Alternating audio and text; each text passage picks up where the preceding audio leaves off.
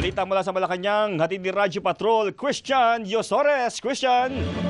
Jeff, magpapatupad ng iba't ibang traffic scheme sa ilang kalsada sa Lapu-Lapu City, Cebu para sa inaasahang pagdating ng mga lider at delegado na dadalo sa 48th ASEAN Leaders Summit. Ayon sa Malacanang, simula May 5 hanggang May 8, isasara sa lahat ng motorista ang kahabaan ng Peninsula Drive, Mactan Newtown Convention Drive at Angasil Road sa Mactan Newtown area. Papayagan naman ang mga pedestrian na magka-access o makapasok sa Mactan Newtown area pero kailangan sumailalim sa security inspection. Habang magpapatupad ng kontroladong access sa mga sasakyan na dadaan sa Newtown Boulevard.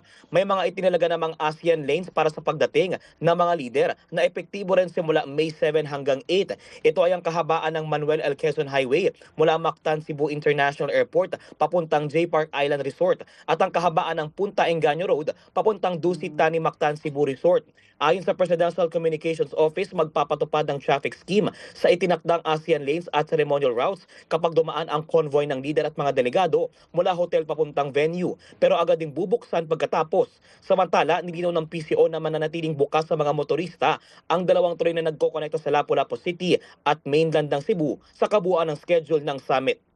Yan ang balitang kumpirmado. Sigurado, ito ang Radyo Patrol. Christian Yosores, DZMM. Maraming salamat, Christian Yosores.